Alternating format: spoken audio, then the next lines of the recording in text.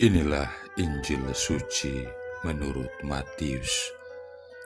Dalam khotbah di bukit, berkatalah Yesus, "Jika hidup keagamaanmu tidak lebih benar daripada hidup keagamaan para ahli Taurat dan orang-orang Farisi, kalian tidak akan masuk ke dalam kerajaan surga. Kalian telah mendengar apa yang disabdakan kepada nenek moyang kita, jangan membunuh. Siapa yang membunuh harus dihukum.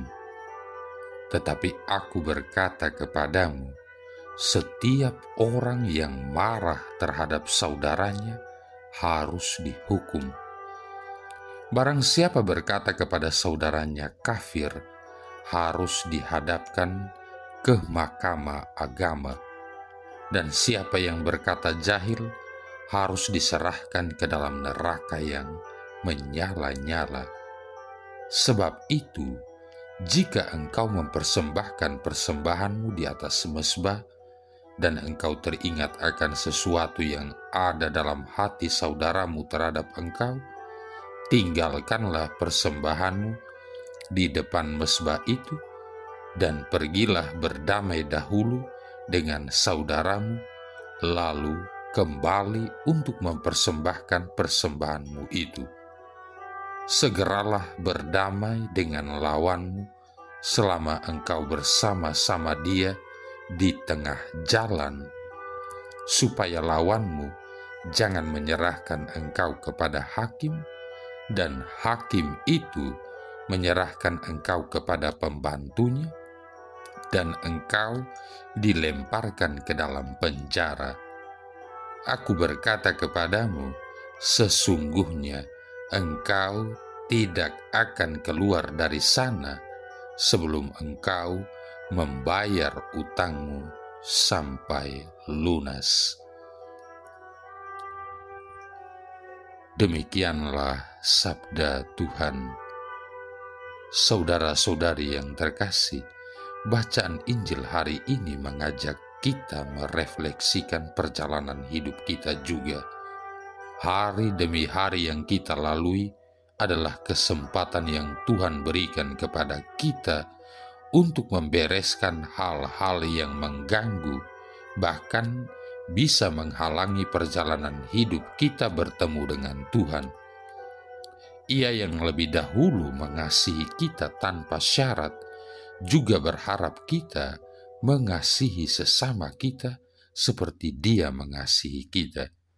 Ia ingin kita juga bertumbuh memiliki cinta yang all out pada sesama kita seperti Dia mencintai semua manusia. Apa gunanya kita menjalankan segala tata cara ibadah, aturan agama, dan berbagai devosi, tapi tidak melakukannya dengan totalitas penuh, tidak mampu merefleksikannya dalam hubungan dengan sesama manusia?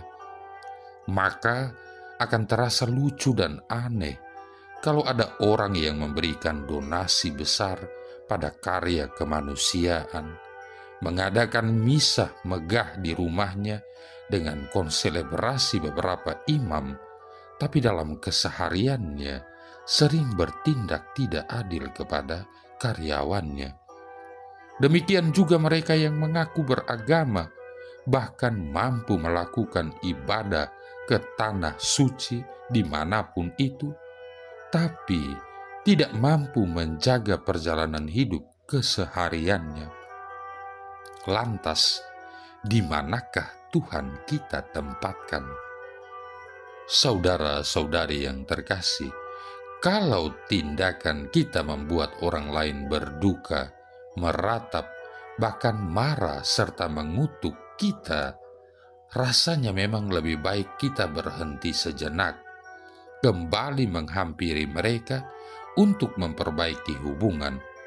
Baiklah kita minta maaf dan juga memaafkan yang lain, agar tidak ada halangan apapun, baik di hati kita, juga di hati sesama kita, sebelum kita semua berhadapan dengan Sang Khalik.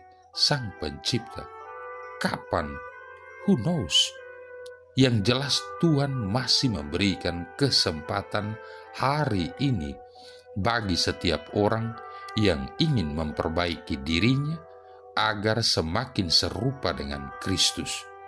Jangan tunggu sampai ada penyesalan, karena penyesalan selalu terlambat datang. Kenyataannya, semakin lama tidak diperbaiki, maka semakin sering dan semakin mudah juga kita melukai orang lain. Ada kebutuhan besar akan kasih yang lebih lagi dalam dunia. Dalam zaman materialisme, ada kecenderungan bagi kita masing-masing untuk memperoleh sebanyak-banyaknya dari kehidupan ini. Uang, kenikmatan, kehormatan, kedudukan, pangkat, jabatan, dan lain sebagainya.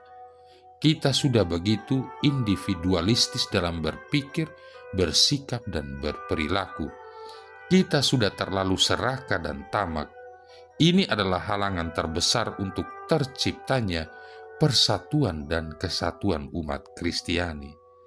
Kita, orang Kristiani yang Katolik, mungkin saja percaya bahwa saudara-saudari kita Kristiani yang terpisah itu salah dalam iman kepercayaan mereka. Namun hal ini tidak boleh menjadi alasan bagi kita untuk tidak mengasihi mereka dengan kasih Kristiani. Kita harus mengasihi semua orang. Kristus wafat di kayu salib untuk semua orang, dan kita harus memiliki kemauan untuk pergi ke tengah-tengah dunia teristimewa dengan kebaikan, bukannya dengan prasangka dan praduga negatif. Saudara-saudari yang terkasih, kasih mempunyai banyak efek yang indah. Kasih meningkatkan energi kita untuk melakukan kebaikan. Kasih memberikan kekuatan kepada kita untuk mengatasi halangan-halangan yang merintangi kita, bahkan untuk melakukan perbuatan-perbuatan yang heroik. Kasih membuat kita penuh dengan sukacita, penuh kegembiraan sejati. Tidak ada apa atau siapapun yang dapat mengganggu atau membuat kita letih lesu. Segalanya yang kita lakukan karena kasih terasa ringan, karena kasih adalah kekuatan kita, sukacita kita, dan damai sejahtera kita.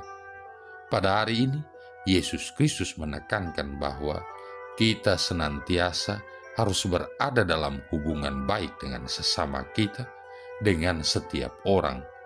Apabila tidak, maka kita pun tidak dapat berada dalam hubungan baik dengan Allah, dan akibatnya adalah bahwa banyak kebaikan yang kita lakukan dapat menjadi sia-sia. Marilah kita mengikuti Kristus seturut apa yang diajarkannya kepada kita. Jika engkau mempersembahkan persembahanmu di atas mezbah, dan engkau teringat akan sesuatu yang ada dalam hati saudaramu terhadap engkau, tinggalkanlah persembahanmu di depan mezbah itu, dan pergilah berdamai dahulu dengan saudaramu, lalu kembali untuk mempersembahkan persembahanmu itu. Kesimpulannya di sini adalah bahwa kasih di mata Allah lebih penting daripada doa. Tanpa kasih tidak ada doa yang sejati. Santo Yohanes Penginjil menulis, jikalau seseorang berkata, "Aku mengasihi Allah," tetapi ia membenci saudara seimannya, maka ia adalah pendusta. Karena siapa yang tidak mengasihi saudaranya yang dilihatnya, tidak mungkin mengasihi Allah yang dilihatnya. Inilah perintah yang kita terima dari Dia. Siapa yang mengasihi Allah, ia harus juga mengasihi saudara seimannya. 1 Yohanes bab 4 ayat 20-21.